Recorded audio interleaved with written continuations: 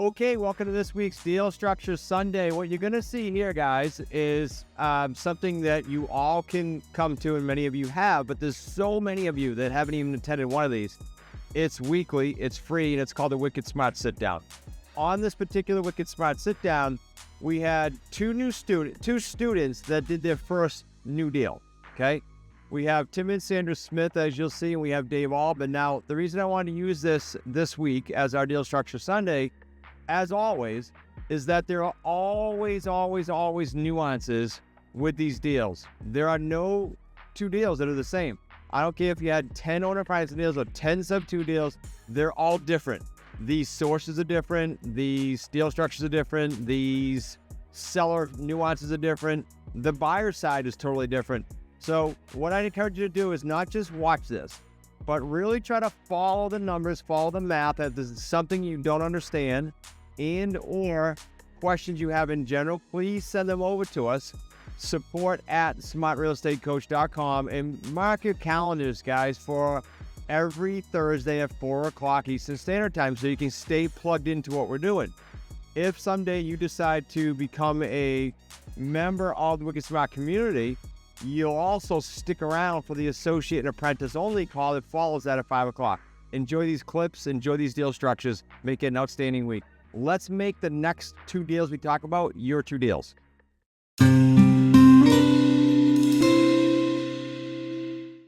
And today, as we speaketh, literally, David Albin's closing is happening. The reason I want him to come on and Nick to come on is because they worked closely on the buying end, on the, when they sold it. And David reports to me nightly on accountability. He's in high six, and so most of them report nightly to someone, and Dave happens to report to me. And I said, can you talk about the nuances? Because each night I'd hear like, oh, we had this hoop to jump through, and oh, we had this challenge, and this is good. So you go into all kinds of learning stuff on the selling end and the buying end. So, David, quick, let's do this. Quick 10,000-foot view, where you are market-wise, what you do, how much, and then I'll throw some other questions. I don't want to throw 6 at you, then I'll forget. So, yeah, market, what do you do prior to Smart Coaching and still? I'm David, Columbia, Missouri market, which is basically mid-Missouri. It's about, I work 5 or 6 different towns. We're not all close together. Everything's about 30 minutes apart. So they're spaced pretty uniquely, pretty close by. So what I did before, I am currently a fund accountant for a property developer here in town, and that does low-income tax credit housing all over the country. Awesome. And then you've been with us how long? And what I'd like to know, because every podcast I'm on, people, well, can you really do this when you have a job? Everyone comes to us, mostly has a job. So how many hours a week do you work, and how do you fit this in, and how long you been with us? I work 40 hours, at least 40 hours. We're right in tax season, which will get a little bit crazier. Yeah. But I do 4 days in the office. You said do. I do. Thanks, Nick. I'm in the office 4 days a week. I'm at home 1 day, which is today. So it's a challenge. But I did move my hours up. I work early in the morning till mid-afternoon, and then come home and make dials in the afternoon, and then flow over if I need to at 7 o'clock or night. If for those people that need contact in. I want everybody to hear that, just because every one of the coaches and most of the people that cranking deals had to go through that sort of burning the candle at both ends, right? It's called normal. If you have a clear path, Rick might talk to us a little bit later on the call, Rick, if I have to jump. But if you have a clear path, then you can get through the how, right? Usually, just on the high six call this week, on the private call Tuesday, Rick brought Dave through his new spreadsheet where he literally has everything built, where you plug in deals and you plug in dollar amounts so you know when you can jump out of your job with predictability. Really cool. You guys that are in the community already, that's going to come out to you Monday morning. I'm gonna let you see what Rick did for work on that, and then it's going to end up in ARC anyway for you to have. So good stuff. All right, Dave. I'm not going to do a whiteboard for everybody to know like we usually do on a deal structure, because number one, it's an AO. It's one payday. You guys, a lot of people that are in our space would show you all the high-end deals only, right? Well, this is just one payday, but I wanted you to see it and get to understand what went on. Talk really simple about, or briefly about the source date first, and when was this? I just want to get a timeline set up. Yeah, this was a My Plus Leads expired listing that came out end of July of 2024. So she had been on the market for 6 months at that point, or just 3 months. Yeah. How much was she on for? 355, I believe, if I remember correct. 350 or 355. Okay.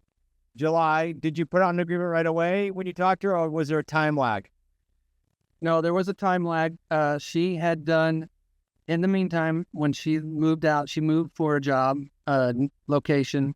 So she had taken an interest-only loan on this house and to buy another house. But the nuance was the loan was against this house, even though this house would have covered the whole loan. He split it half on this house and half on the other house. So we had the whole loan issue, partial release problems. So we ended up like it then. I remember now. Yeah. So she didn't want, we couldn't get a partial release to do a lease purchase at the time. And she couldn't get it refinanced because of her job is a seasonal job where she doesn't have a steady paycheck. So she could not refinance it. So she wanted to wait until the new year, when it got closer to the interest loan coming up due, and she was going to try and see. And then in the meantime, she decided to pay it off with her 401k actually. So when we got to January, when we got back I called her in January. She's like, "Oh, good, I got it paid off." And so we started talking again then. So okay, so July of 24, January, you get an agreement, so half a year. That means, guys, that screams loudly that you can't quit after 4 months because you didn't get your way with the deal. You got to stick with this for a number of years.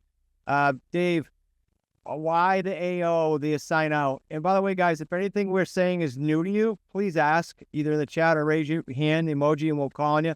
And then maybe Maverick, if you can watch the chat, just 'cause I can't talk intelligently and do that. That would be too much. Why the AO, Dave? Do you remember what the conversation was? I'd like to understand that.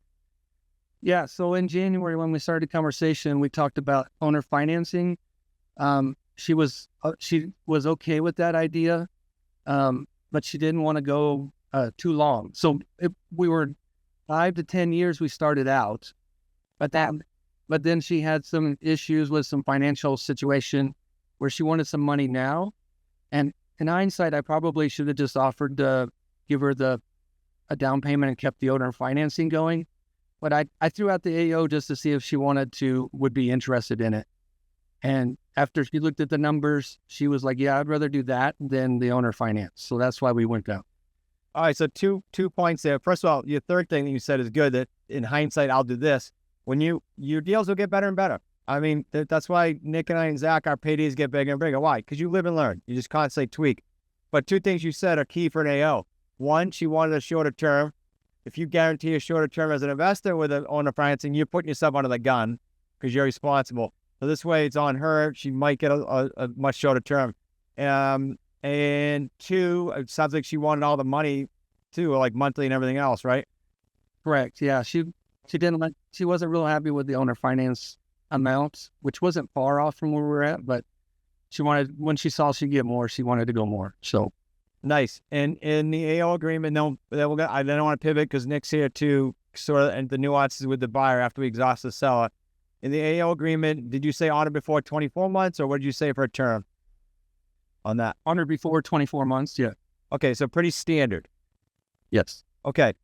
Are there any other, and I'll ask everyone here to put your questions in or raise your hand, on the seller side before we pivot, are there any other seller nuances, Dave, that you were like either lessons learned or you went, I didn't expect that, like anything at all these guys can glean a nugget from? Because it's all going to happen to you guys, no matter what he says.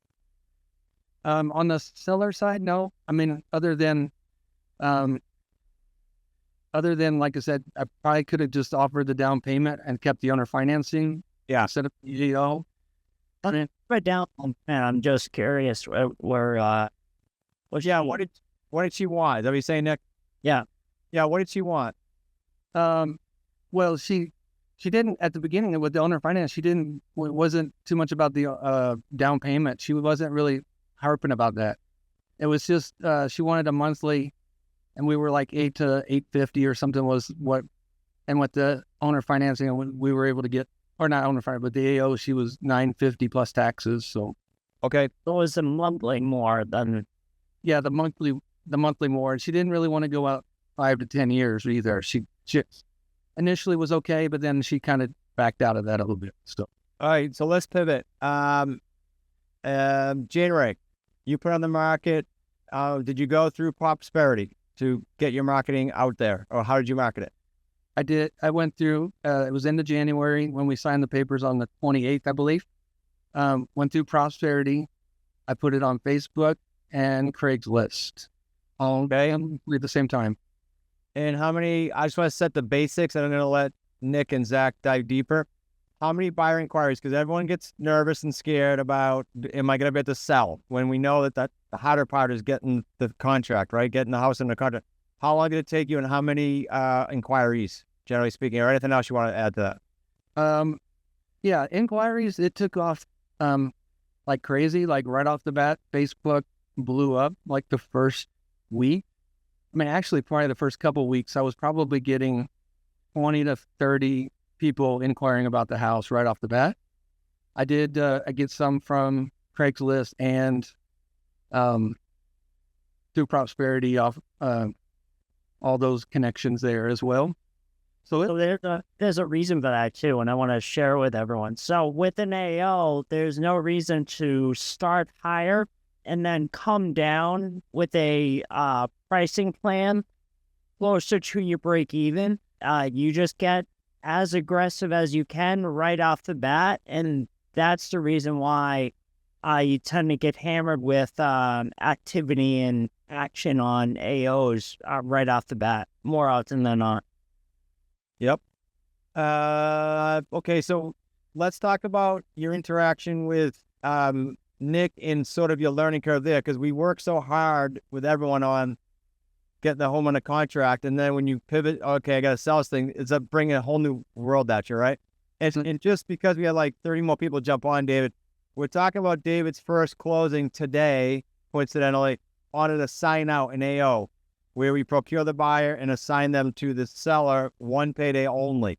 I want to show you, these are smaller deals, but I want to show you a little bit of everything of what we're doing. It's like the last resort to not walk away from a deal. Go ahead, Dave. Yeah, transitioning to the buyer side, I was totally freaked out. It's a totally different conversation. So the first day, especially when there are 30 of them come in, I was like, holy cow, like, how do I do this? So I had nothing prepared. Now I've got what I need to be saying, what I need to be posting. So it's a lot easier now. But that first week, I was off the deep end, I felt like. But Nick pulled me up, got me above water, and got us going. Okay, so as part of the buyer process, the buyers who see the house, if they're interested, fill out what we call a next step form for the guests that are here, maybe for the first 1, 2, or 3 times. How many next step forms did you get in before you had a meeting and accepted this buyer? I think we ended up getting 7 total. Okay, that's awesome. And then how many buyer meetings out of that? Just the one, or do you have more than one? Just the one. Most of them did not meet the 3% down payment requirement. So this was the only one that was able to. So, okay. So when you got the buyer step forms in, let these guys know how that process went with you and Nick. I'm assuming he helped you at the beginning, Nick. I'm sure you helped him at the beginning of these. Yeah, Rusty did one for me, and Nick did one, took over from there after that. So, yeah, it was a learning curve. Like I said, I'd never done one. I didn't know. So, on the first couple, Nick brought me in and basically ran the meeting and just let me listen, and that was very insightful. And next up, the application call, you mean, right? Oh, yeah. Yeah, the next step form. Okay, so for context, you guys, you hear about all these big deals, 45 to 350 grand, all 3 paydays. This, just to give you an idea, this AO is payday 1 is total 30,000. Dave? Yes, it'll be total 30,000, but it's split into 2 payments with 26 today and they're scheduled to do 4,000 a year from today. Okay, so 26 grand while you got your W-2 going on, not too shabby. Not too shabby. Yeah. Chris, Mike Carpenter asked, why isn't AO better for the seller than David's staying in the middle? Yeah, David can chime in if I miss anything here, but the two reasons at the very beginning you might have missed are as follows. One, she wanted a shorter time frame. For David to guarantee an 18 or 24-month time frame is not something we would tell him to do on an owner financing deal. Because if the market shifts or anything happens, the buyer needs more time, he's kind of stuck. Morally and ethically, he's supposed to close that out, even though he has pivots, because we're not signed personally. He should do the right thing. Secondly, she wanted all the money monthly. So two reasons that he pivoted to AO. Now, as he said in hindsight, for those of you guys that came on later, he probably could have made it work with owner financing and giving her some money up front, and he probably will in 3 or 4 more deals. But AO's a nice win for her, the seller, a nice win for David for his first check today of 26 grand. Nice. The other question was, is a notice of contract involved in this deal? And I'm assuming it's probably notice of option. Dave wouldn't put a notice of option on it unless Nick and him did something different that I don't know about, because he's out of the deal. The seller and the buyer sign a general release, releasing Dave from any liability in this deal. They both sign that. They sign a consent to assign the agreement to the seller, and they sign a general release releasing him, so he's not liable for anything. So he wouldn't cloud title because he's not in it. The owner already owns it, and she's on title. So a couple of nuances about that, and I mentioned this before, but I want to mention hard numbers. The purchase price in this property is $359,900. So once we learned on that initial conversation that, and especially for the fact that Dave and I had tried this 6 other times with buyers, and we're not able to get anyone that we would even consider to schedule a buyer's meeting, I felt like we would be doing them and ourselves a disservice if I was to push them beyond the 30,000 mark, where 10% here is 36,000. So that's why I only went additional $4,000 doing a year, just because I didn't want to push them too much and have them be like, forget you guys, and walk away. So just had to navigate that too, Dave. Yes. Correct. Not sure where to get started? Go to smartrealestatecoach.com/get going for free books, strategy calls, and a whole bunch more. We're going to help you get going the wicked smart way. We've been after this for over a decade doing exactly that. We had another closing today, too. Did we not? Was yesterday or Tuesday? Yeah, Tim and Sandra. Tim and Sandra, you guys got your first closing as well. Is that accurate? That's correct. How's it seem? Glad to be over the hump. It was a long one. Yeah.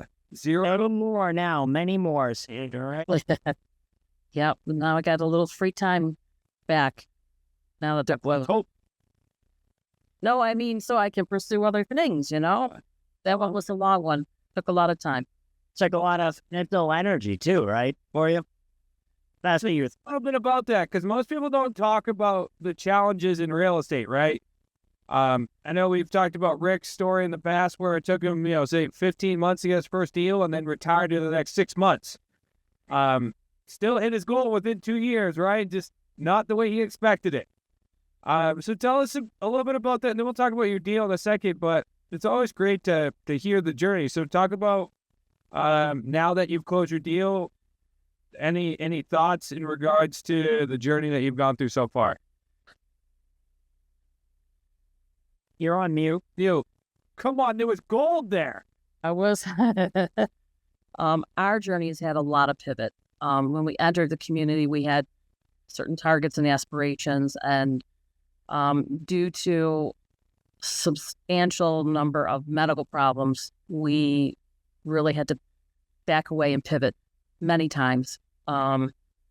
So finally, we've been in a good spot and able to really embrace the community and what we can do. So that led us to our first transaction through the community, and it took us a long time to close. We just found out that the attorney that was kind of delaying things had significant medical problems in his life with his spouse and himself, which were not being disclosed. And it was very frustrating because there were many, many emails and calls with no response,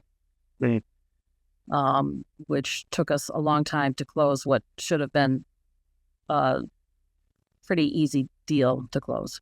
So, Do you think it wasn't going to go through at one point? I knew it had to go through, but the foreclosure was impending, and I didn't want that to be the pressure was mounting because we had taken on this responsibility and we needed it to close, and our hands were tied. And our attorney's hands were tied. Yeah. Well, this is good. No real estate deal, I promise you, is the same. So, Cinder, maybe just backpedal just a bit. Maybe tell people like who you are, where you're located, and maybe some. You guys had significant real estate background before you met us too. So maybe just talk about that, and then we'll dive into the deal a little bit, and then allow people to ask some questions. We're from just outside of Buffalo, a small community, and we started our first real estate transaction probably back in about 1990. So we had done some. We had done some owner financing. We've done some flips. We've got some long-term holds. Dabbled in a lot of different areas. And then our kids were grown, and we wanted to really dive in deep. And so that's when we started aligning with the Wicked Smart community. And we'd also had a lot of changes in our New York State law that were very tenant-friendly and made our long-term hold plans a little riskier and stressful. So this offered a better platform to continue to grow our real estate investments. Love it. Very good. Yeah, I'm surprised you would hit you with that's the year I was born. That showed you how much experience they have. That's 35 years at this point. Awesome. So tell us where you found the deal, and then let's talk about the nuances of the deal, and then we'll talk about the celebration of the non-refundable deposit you guys got and the potential for this deal. So it was an expired on a property that really did not have equity. The homeowner had bought the property just a couple of years prior and had a tenant, her first tenant, and it was a disaster.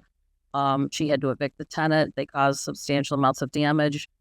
She didn't have equity in order to sell the property on the traditional market, and she would have had to come out of.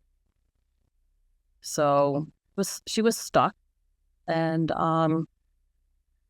super super nice person to work with, and it's heartbreaking when you see people in those situations because everyone else was kind of walking away because there's just not equity, to work with. All right, so you got a lady that's dealing with some challenges, right? Tired landlord, dealt with some tenants that ruined the property, little equity, so not a lot of exits that she has, right? Besides a creative financing deal. So then how did you guys come in and solve the problem? They talk about how you guys bought it. We bought it sub 2. And we also worked with her to get into the property before we closed. There was damage. There was, broken windows and, other issues that we went in to secure the property to ensure that when we did finally close, that the property was, kept in the best condition that it could be under the circumstances. So we did put a little elbow grease into it just to make it secure and clean, and then put it on the market. And we have a very strong market here in Buffalo, so we had abundance of buyers, and we're thrilled that the end buyer is bringing in foster children. They're going to use a double and use it as a single family home and fill all the bedrooms with foster children. So it's kind of a win-win for everybody. This is a prime example of what we just talked about earlier, which was, although there wasn't a ton of buyers for the property, meaning yourself as an investor, there was lots of buyers out there because you have a strong market in Buffalo for the tenant buyer. Prime example of just like they're not the same type of transaction. All right, so just what did you end up buying the property for? You said you put a little bit of elbow grease into it. Tell us what that amount was, and then let's talk about the projected paydays. So all in, we're at about $239,000. We actually did get hit with some fees for pre-foreclosure because the closing did take so long, so that kind of ate into our profits. And we put it on the market for $250,000. I thought it was $259,900. No, that was originally what we had wanted to go, and you kind of talked us down to that $249,000 now. Nick, you just cost all right. Oh, okay. All right. No, it's Must okay. have been right at the time, though. It must have been. There's a number of strategies that we can do for this. Yeah, we all Keep going. there was a lot of back and forth with that. So, we played it safe to move the property, which is what we achieved. So, I don't know, what was your other question? I'm sorry. You asked about what we bought it for. Our 3 paydays now will come out to just around $35,000. And that's assuming that we cash out in 2 years, even though we have a 5-year period to cash out. Well, Sandra, I just wanted to very particularly with this one. So now that they're in there, we all hope, you and I and everyone on this call hopes that they're successful in getting their own loan and moving their name to title and everything like this and cross to the finish line and closing. You laid the framework and the groundwork and the plan and the path for them to do this. However, you are never going to call them and ask them how their mortgage or loan application is going. You're never going to push them at all. Because once this goes like a month past, 24 months, and I say, okay, I'm ready, you say, okay, well, since we're out of contract, you got to evaluate the price. So that chances are that that's going to happen. So, and that's okay. We're not saying we want someone to fail. It's every deal is different. Yeah, what you're saying, Nick, is that you're not going to push them. Yeah, exactly. And you're like absolutely trying to push them to get it closed out because you have a short balloon, right? With a teller. In this circumstance, exactly. Little equity. Let's let them ride. What's the interest rate? I think she's at 6.25. It's been a while since I've looked at that. Okay. So assuming that the market stays where it's at, you can still do a wrap mortgage on that if you wanted to keep her in the property and put it around 7.5 or 8, right? But if not, then you let her keep doing what she's doing, and that. So 2 years projected at 35. I'm sorry, she's 5.25. Oh, yeah, 5.25. We want to keep that. All right, so we're definitely doing a wrap mortgage if she needs to cash out earlier. And you could still get her at you could not be greedy and still put her at 7%, which is market rate, and still make good money for the next 5 to 10 years if you chose to do that. Just planting the seeds here for you guys because she is a sub two. She has no need to cash out this mortgage. So if she wants to, she can find ways to continue to make money off this deal and still allow that lady to buy the property, right? So we're still helping everybody get a good end result. And now Sandra is not dealing with tenants. And if she has to deal, the only downside is if that lady does stop making payments, she's going to deal with a foreclosure. But state of New York, I don't think they're probably much different. I'll be quite frank with you when it comes to timeline. So I don't think you're in any worse or better position. I was going to say, when you said that, every state is tenant friendly. Pretty especially New York, Nick. Me and you had it. Oh yeah, we know all about New York. There's a couple of interesting nuances about this Buyers Act, though. They're doing over the course of their term, they're doing, if all goes well for them, of course, with all their payments, they're doing a 20% down payment. So it's definitely something that you might want to consider once that 20% is in for doing something creative and selling them the property, because they're going to have plenty of skin in the game. Yeah, I would honestly probably approach them if they keep hitting their down payments at like the 12 or 18 month mark. Like, hey, no rush, but when you decide to go get a loan, call me first, because I can probably provide you a better one, and you don't have to go personally guarantee the debt, or you don't have to go qualify for bank loans instead. I would probably plant that seed so she doesn't cash out early. Yeah. We do have an agreement with the seller that we would cash them out at a maximum of 5 years. Okay. But I think after the relationship has been built over time, that certainly can be revisited and extended.